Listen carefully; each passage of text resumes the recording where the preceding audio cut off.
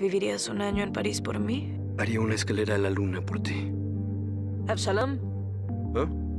Well, the first thing I wanted to ask you was about the particular view the show takes on Paris.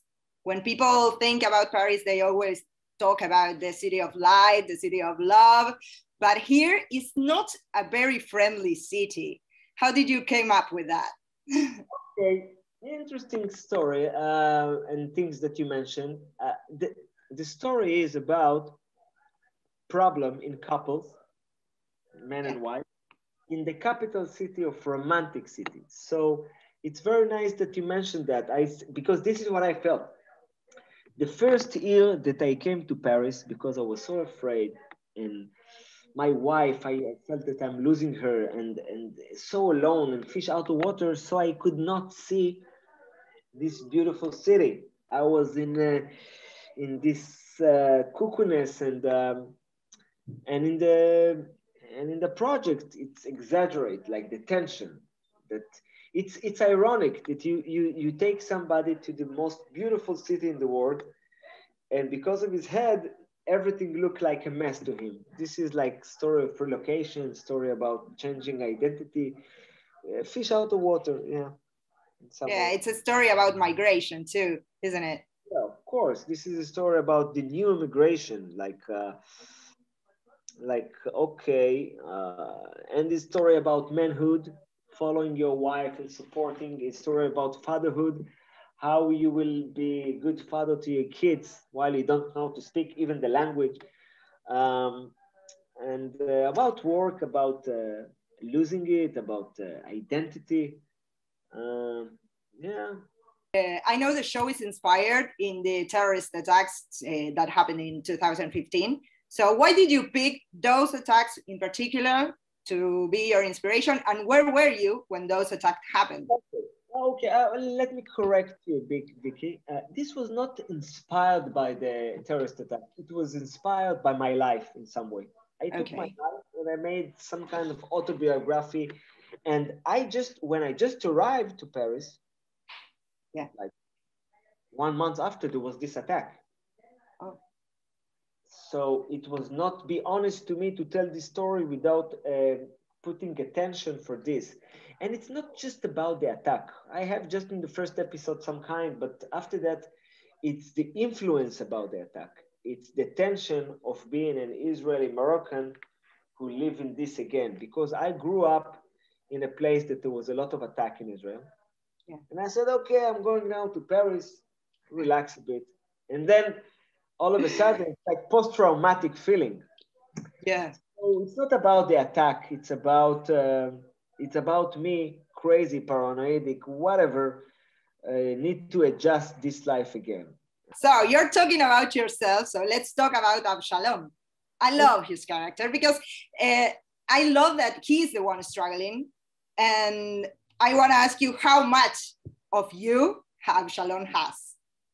Hey, if you liked Avshalom, I will tell you 100%. So you like No, you know, when you write something that is inspired from your life, in some way it's your alter ego in some way. And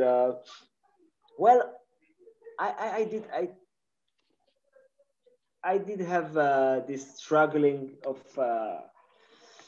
what's happening in my life. You know, my kids, I cannot understand when they're starting to speak French, and I cannot understand my wife speaking in another person, and she become withdraws, and I'm like, and I'm not this handsome as you see. I'm nice, but little monkey, and she's become like very important dress, whatever, red carpet, and I said, okay, what is happening?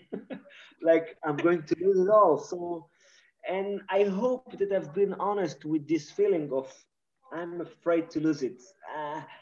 Can't. And in the same time, very inspired by Paris. You know, I'm still living here. I would not live here. I stuck because so this balance of appreciate this city, Europe, and to be like strong little monkey, Israeli monkey. This is the balance between Avshalom and me in some way. This is a story about a couple, as you said. And I really love the chemistry between you and Heloise. And I know she was involved in the script too. So yes. How did you work together? What can you tell me? She's there. She's just making another interview.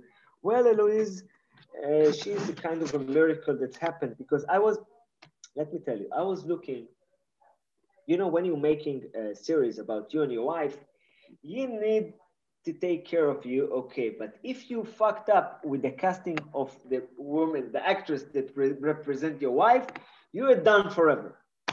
So I don't fucked up with my wife. I don't mess up with that. So I was looking for an Israeli actress that speak French. And there was very amazing actresses, of course, but they didn't speak French and because I was living here for a few, I can tell the difference. When they started to speak French, I said, oh, come on, this is not French. Hey, come on, it's not. So get a bit lost. And then I said to my casting director, you know what? Maybe we can find some Israeli former Jewish speaking Hebrew French actress. And then we started to receive some, and then Eloise sent us, hello, in Hebrew, she said, hello, my name is Eloise, I'm this and this. And then she did it. And then I said, okay, she's interesting. And she played in Godard, she had experience with so I called her and I started to speak Hebrew. And she said, hey, I don't speak Hebrew. I said, so how come? You sent me the self-tape. See, she learned it phonetic. So I told her, I don't think, bye. And she said, hey, you know what? Give me a chance. And I said, okay, I will give her very bad mission that she will not fuck up my brand because she is very obsessive, this woman. She's like, so I gave her one episode to learn in a week. I told her, you want to play? Take this, learn all the episode in Hebrew. Of course, I told her, you're going to fail, bye. Don't fuck up my brand. And she came back after 1 week with a role in Hebrew.